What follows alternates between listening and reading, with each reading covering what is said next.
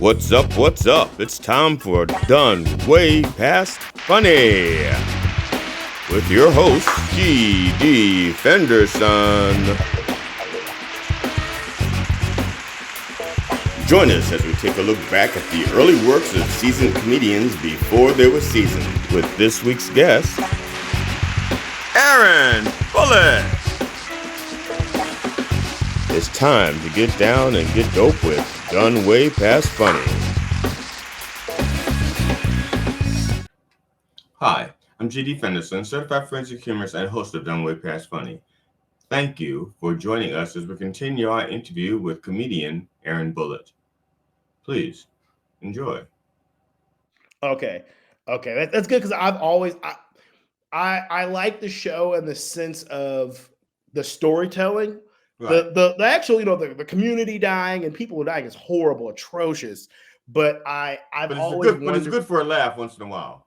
Right, like Well, I've always for real, like there is funny parts I've always just wondered, like, is that real? Like, is The Wire? Because it's like if I meet someone from outside of Kentucky, they're like, is the Derby real? Is KFC real? So I like hearing that from places that you see on TV. But back to what you were saying, it was a funniest person in Cincinnati. It was a couple like a month or two ago, and it was just like some cities have like the funniest persons, like a comedy contest. It was the first time I did a contest, so it was different. And my manager April, she was just telling me, like just try it, because with the competition, I kind of learned that you have to be a little bit more polished. So you get seven. So there's the it was the semi-pro and pro. So I was in the pro. I'm saying it was amateur and semi-pro. So I think because in the introduction she referred to you as semi-pro, I think. Yeah, so semi-pro is you get 7 minutes, and it has to be 7 minutes on the dot. Like you cannot as soon as I do my mic, take off the stand, you have to do 7 minutes. And now, can you do like they do in football? Like you can just watch the ball roll and you don't pick up your mic, you just walk around it and tell a little joke. Dude, that would be awesome. Like you don't touch your mic. I ain't touched the mic yet. You right. Do it. I've always wondered in comedy, why can't I take a knee or take a timeout? Why can't I spike the ball? That'd be funny if you could spike the mic. Stop the clock, 2 seconds. That would be hilarious. Time out. Yeah. I want to send me a joke. A left-handed joke. Send me a left-handed joke. And there's someone in the back going like, yeah. Okay. Great. You got it. So these 3 niggers walk into a bar. No. Right. And they're like Snower. It's like, call audible. All right, Omaha. That'd be amazing. That would actually, in Cincinnati, they probably also like in Kentucky, they'd be yelling, KFC. No, right. Atlanta, they'd be like Waffle House. No, actually, it's funny. And since they like Skyline chili, spaghetti chili, which is just spaghetti, really. It's just rough spaghetti, honestly. I don't, because they put noodles and they're like, it's chill. I'm like, nah, dude, it's just really hard. It's like really tough. I guess I say aggressive spaghetti. Really aggressive. And so the thing was that you had to do 7 minutes. So you do your minute light, and as soon as they get that light, you have to stop. You could be a little I was looking at some titties, and as soon as you see a light, you got to just like stop. So it was the first time that I really had to do material where I had to be spot on, because I generally try to respect, if they say you get 5 minutes, I work with it, but sometimes they'll let you, but no, like you had to be on the spot. And there's actually a brother named Will McKenzie. He's from Louisville, He's from Louisville, Kentucky, and he won. And then her name is Allison. I want to say Sapp. She's from Cincy. So Will won the semi-pro, and then she won amateur. I think amateur was 10 minutes. But the best thing about it was, so semi-pro was you couldn't. So like every time you advance, you couldn't tell the same jokes, right? But amateur, you could tell the same jokes. So it was the first time I kind of had to really like think like, okay, well, how am I going to plan these sets out? How am I going to execute them? And I didn't make it past the first round, but it was just a really good experience. And it made me really think about like just the whole act of stand-up of, I got to be on it. I got to take command of the stage. I got to allow people to laugh, but give myself time. So I loved it, and I definitely want to do it again. And I think any comedian that wants to try it just to see a different aspect of comedy, I think they should try it. So I loved it, and hopefully, I was thinking, hopefully, I think, and I would love your opinion on this. I think it should be like the NCAA tournament, right? I think there should be every city should have like a funniest person or something, and have like a system to where like, okay, this is the funniest person in each state.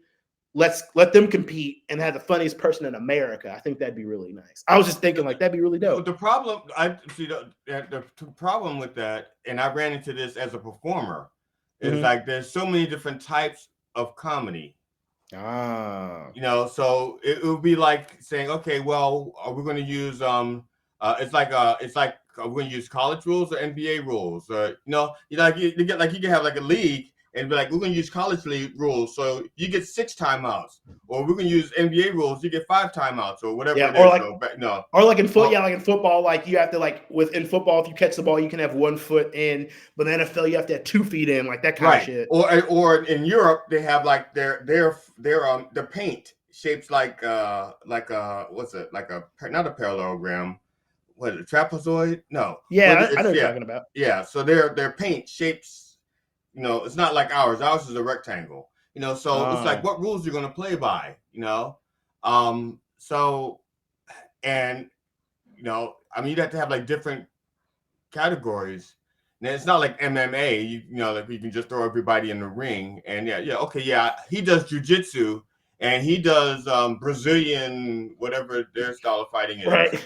You know, in comedy, it's like well, he does he does mime. You know, and one person does one-liners and there's bit. Yeah, I get you. There's so many genres. It's hard to. It's like, and that's what I agree with you. And that's when I explain to people. Like I think I told you backstage, but I actually performed for one of my classes. I'm taking a certificate for my degree. Right. And that's what's so funny. And I tell people about comedy is it's really subjective. So it's really like music. You can, okay, if it sounds, there's like a better system of judgment. But I think with comedy, it's so specific to where it's hard. I'm not saying that like anyone that does them is quote unquote the funniest, because there's a bunch of people that never do competitions and they win. It's like festivals, right? There's so many comedians that have never done festivals and they're fucking successful, versus there's comedians that do festivals and they're still living in their mom's basement, right? So I think that's what's hard about it is that's why I love comedy is like it's more about like what you got to find your people and find like what they think funny. And what do you think about that? Like comedy as an art form? That's it. See, now I like, well, actually the premise of the show is that we discuss comedy as an art, we discuss comedy as a science, and we discuss comedy as a business. I like that.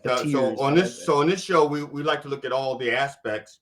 I shouldn't say all the aspects, but I look at comedy in all those 3 ways: as an art, as a science, and as a business. Because each of those things can fuck you over in a different way. I'm sorry, each of those things. They can though. Like you're not lying. They really. I mean, because there's a science, the science of comedy. It's like people science was because laughing is a reflex, and it happens in like one spot of the brain. And so you are like zeroing in on that one spot, and you're trying to do it with precision and on purpose. Not like you're just throwing shit out there and people laugh. Okay, some comedians do that, but like in my case, and I'm sure in yours, like we're writers. Yes. Okay, we are writers. Okay, and so yes, we may come off even looking happy. I mean, I will write shit that makes me look like I just thought of it. And I will write shit that looks like I'm an idiot. It's like, but no, I wrote that to look like that on purpose, because I'm trying to get your brain to think this so that I can slip this in, bam, right there. So you go like, Yeah, like it's like, I think, I don't remember where I heard it from, but I think they say laughter is like I think it's like us and like maybe certain animals are the only animals that laugh. Like it's a very specific emotion. And I think speaking on that, I think that comedy is I don't know. It is hard to explain because it is very specific. Like, for example, like if you write, like I agree with you. I'm a writer as well. Like I love writing. I think it's the most underutilized part of stand-up. So it's like, for example, you could tell a joke and you can say something funny like zebra ass, right? Like Yeah. that, right? And but the funny thing about that is you can say that one word, like you can go to 5 different places and like every reaction to the word is different, but you try to find those universal things that people like, and that's super hard to do. And I'm glad you touched on the science of comedy because it takes time to really kind of figure that out, especially for yourself, because how I write something, it's different from how you write something, how you say something. It's like you can literally just say like, I'm trying to think of an example. You could say like burrito, right? But you can say burrito, and it's funny, right? Yeah. So you have to kind of find that. It's like music, right? Like I don't know how someone could write a song. I don't get it. I don't get how you can like, you hear a beat and you know what to say, but I understand that it's what people do. It's just like with stand up. Hey baby, my girlfriend's she says hi, by the way. I love you. I love you too, April. Hey April. Oh, JD says hi, April. But I do that all the time. I'll be like, April, April, April, April. I say it so much. I'll just be like, April. Like, I want to change my name to Aaron April Bullitt because I just say it so much. I love her so much. I love you. See, now that gesture there, yes. That gesture. See, and where we come from in Maryland, that means your dick must be this big to get this ride. Okay. Yeah, your dick must be this big to ride this ride. Oh, in Kentucky, that means like means like, you know what? I love you. Like it's I love you, but also as well, like, are you hungry? It's the universe. It's like our universal bat signal. Like you're all right. Like you're all right. I love you, babe. Have a great day. So. Ooh, you kiss him on the lips. Ooh, she does. She loved me. But and I guess I'm trying to get back on topic because like you ever do that when you like as a writer, like you'll write something or say something and then you have like a squirrel and something just pops in your brain. You ever write something down and something interrupts you mid-sentence, you have to go back and try to figure out how you're going to end that sentence? Yeah, you're like, fuck, how am I going to like? So I got to start from the very beginning. It's like, oh yeah, I got it out now. Yeah. So back to the science, and that's kind of why I think comedy is such a. I'm just gonna be honest. I think it's one of those art forms that like it's not easy. Like we've talked about this, it is not easy to do. No. And for me, for example, like it's taken me 5 years just to get comfortable in like my own writing style and figure out my equation because like you talk about this actually before we interviewed. We were just having like a writing pitch session and you were telling me that like you had that experience where you'll tell a joke and someone else tells it and they're like, your joke sucks because it didn't work, and you're like, dude, like it's not going to work with you. So I have that same experience where I don't mind writing with people. I don't mind writing or writing for people. I've done it, but it's one of those things where like it's damn near like I don't know any other art form where humor it's like very straight. Either you're funny or not. Like it's gray in the things you can talk about, but it's very black and white in like either it works or it doesn't. And it is very I kind of see it as like a spiritual practice of like, okay, like I gotta practice this, I gotta really understand, because like it's very easy to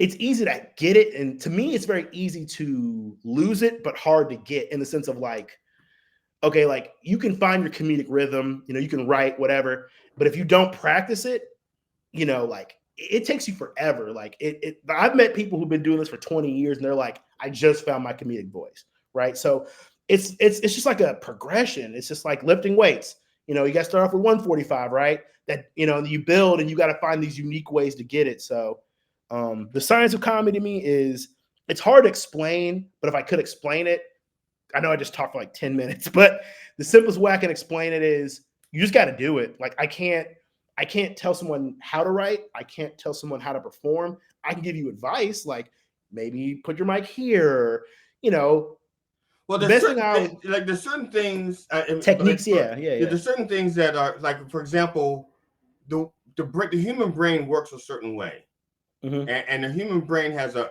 particular function, and that the real function of the brain is to keep you alive.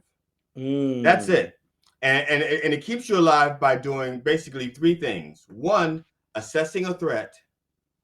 Identifying a threat. That's one of the things it does. Two, giving you a routine, because the brain really doesn't want to think.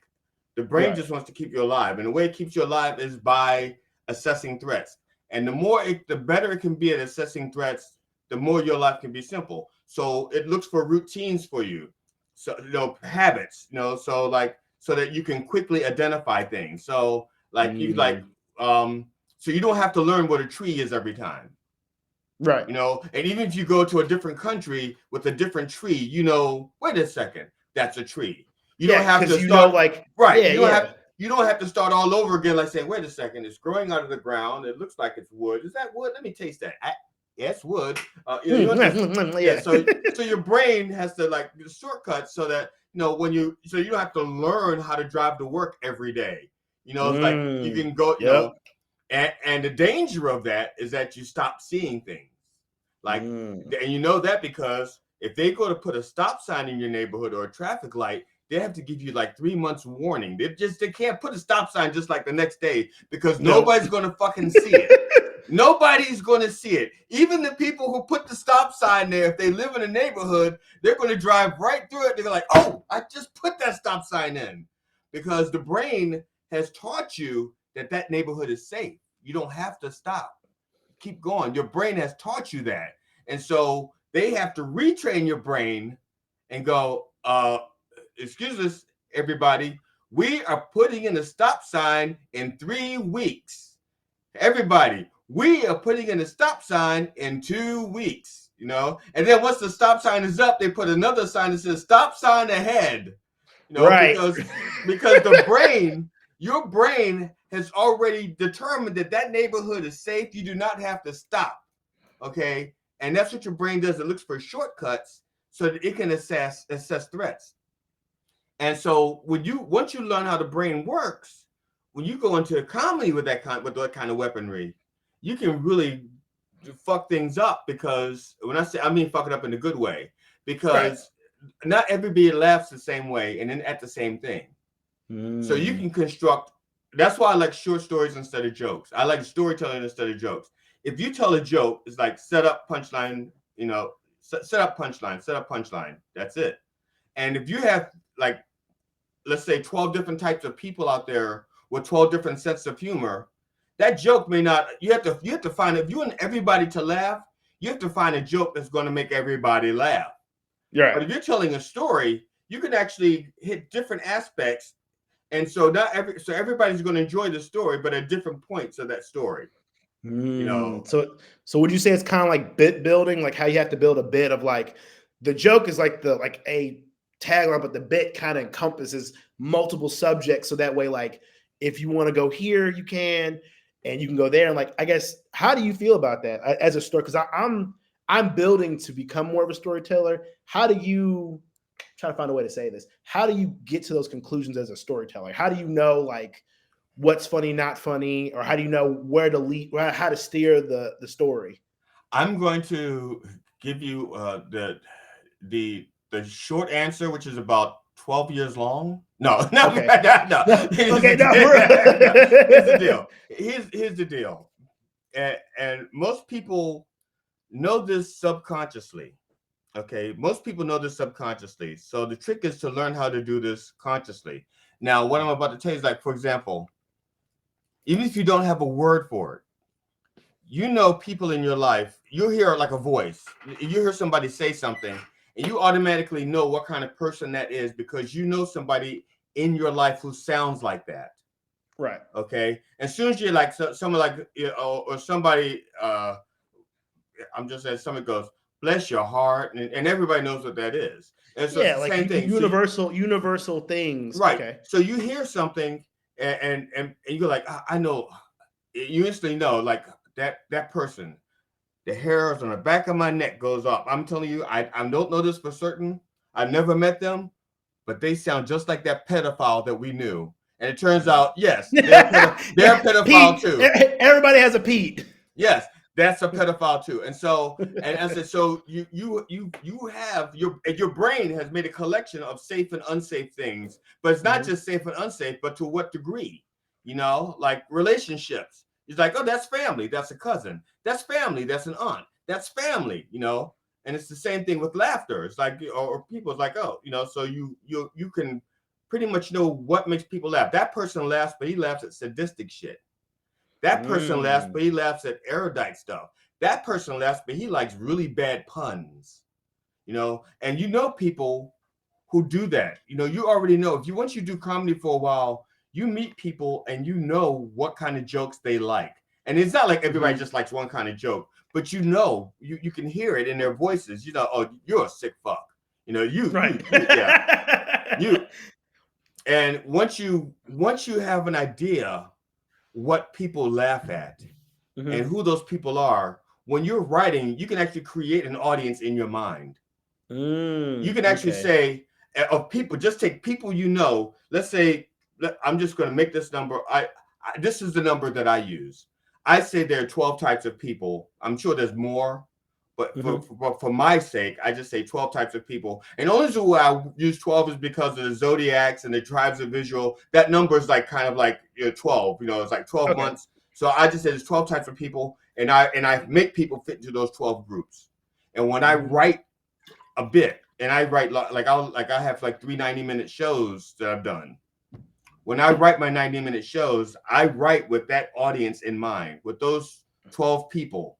And I know when those 12 people are laughing, what's making them laugh. And at the end of the show, I go like, okay.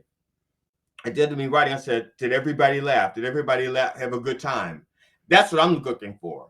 I'm not looking for like, he killed. No, fuck that. Fuck killing. I want everybody to have a good time. And also, I have a lesson that usually I'm importing somewhere in that story. And I want people to hear the lesson as well, you know, because I'm a humorist, not just a stand-up comedian. You know? And by the way, like, I'm taking notes. I'm a huge note taker. So if I like look, it's me just like, I like to, not to cut you off. I just like to like take notes and listen. So keep going, please. But that's now, and that works for me. And a lot of people who've done comedy for a while will go like, shit, I never thought of that. But yeah, you know an audience. After a while, you can create your own audience, and you don't need to do another open mic ever again to test your jokes. At that point, you're doing open mics for your timing. You're doing open mics for refinement. You're not testing jokes, shopping jokes. There's a lot of young comedians, they don't write, they shop their jokes. They go to an open mic and they go like, I have a premise about an ink pen. So I'm going to tell and they start telling a joke with, you know, and then they, oh, that didn't work. Maybe it should have been a highlighter. So, oh, okay, fuck, that didn't work. All right. Well, maybe it should be a marker. No, oh, fuck, no. Okay, maybe it's a COVID test. You know, and so they don't have any fucking idea what they're doing. They're just throwing shit out there to see what takes. But if you're a writer, you may come across a used COVID test and go like, fuck, I could write a joke about this used COVID test, and it'd be about the time that my girlfriend thought she was pregnant. Yeah. And turns out that she was only dying from COVID. You know, just something like that. And so you say, okay, so that's going to be my premise. Used COVID test. My girlfriend thinks she's pregnant. So now how am I going to get there, and why is it funny? So you get this premise, you start writing, and then that's it. Then you're like, okay, and then and you base it on truth. You know, me. I don't make up stories like, you know, I'm not going to be out there telling a story about the time that I had sex with 4 women in a pickup truck in the back of a parking lot, and these 9 midgets felt bad. You know, I'm not making up whole cloth stories. It sounds funny, but like, yeah. Right. No, I'm going to tell you the times like, it's like my girlfriend came home and she's like, she's got a fever and you know, whatever. And then you make it, you know, like, so I say, what kind of fever did she have? Just like, and this is real material from one of my shows, and it's what really actually happened. My wife came home from work. This is the beginning of COVID, when nobody knew any fucking idea what to deal with, how to deal with it, how it was transmitted, or anything. My wife came home from work. I was cooking dinner, and my wife comes in and she looks like shit. But I don't tell her that. I don't say it. I just look at her and I know. I just say, so how's your day, or something like that, and she goes, I feel like shit. I feel awful. And then she kissed me on the lips and went to bed, as if to say, if I die, you die. So either way, this is us. This is our problem now. right. That's funny. That's really funny. And that's what actually happened. So when I tell the story, I find the little gems like that to stick in. So yeah, the story, I tell a story that was like 9 minutes long, but I got little things like that in there. True things that are just fucking funny to move the story along. You know, but yeah, that's like, if I die, you die. And my wife didn't say that, but I'm just saying that the fact that she knows she's sick, she knows she feels bad, and she kisses me on the lips. And we know that COVID is out there, but no, it's real. It's real and alive. So that's why in my brain I go, if I die, you die. That was my translation of it. No. That's funny. Yeah, and yeah. I think that comes to like, and I appreciate that about you. Is like, I'm the same way. Like, you know, I'm not necessarily as a prolific storyteller as you are yet, because I'm still working there. Nobody is. Right. I know it's hard. That's why I was like, God damn, this guy's good. Like that whole like, if I die, you die. That shit is funny. Like in my head, I'm like, that is genius. Like that like sparked like this little thing in my brain, and that's kind of how I am in comedy. Is like, I like truth. I think comedy to me specific, and I think, like you said, it's based on, it's different, but for me, I'm in the same thought of truth. So like, it's like we talk about the Waffle House joke. I like hearing that as a younger comedian with someone who's more seasoned than I. I'm still getting my season, still getting my pepper in. But is that it's good to hear that truth, because I think when you say something in truth, it's easier to like play with. It's easier to grow with. And it was just like, I'm trying to think. Okay, it's just like the Waffle House joke, you know, because we're deconstructing jokes and talking. I tend to find, I always tell people with comedy, it's not all, like, I agree with you. It's not always about laughter. And I like that. It's about having a good time, because I told that Waffle House joke to my class. And what I look for in comedy is I like to look. So I know that, okay, if there's 10 people, right, 4 might laugh, 2 might just look at me like, what is this nigger saying? You know what I mean? Because they have that. And then, but the others might just kind of look for validation. So for me, I kind of find that in comedy, you kind of have to like, that's why the truth is so important, because like, it's not about being funny. It's about what is this joke invoking? And to me, when you said that, you know, if I die, you die, that's something I would think in the back of my head. Like, I tend to find comedies is something that you think, but you're just saying it. Like, most people really wouldn't, like you said, most people wouldn't say that. But the fact that you said that is like, oh, like, you know, so I just love, and that's my favorite part about comedy is like, it's just having that inner courage to say the things that we all think, like those commonalities, those little funny quirks that we all wish we could say, or we all think. And usually in society, we're taught to like shun those thoughts, or we're taught to like, you can't say or do that.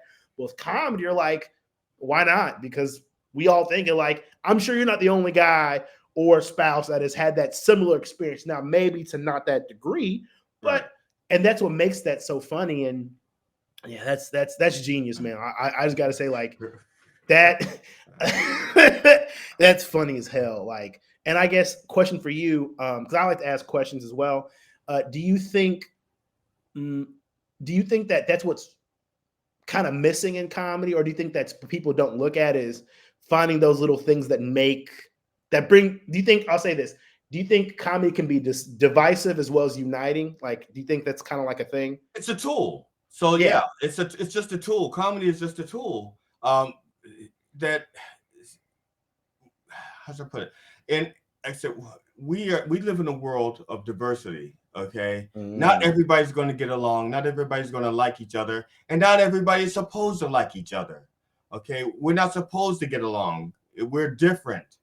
but comedy is a place where we could all meet and be honest. We can and discuss the things that pisses us off about people.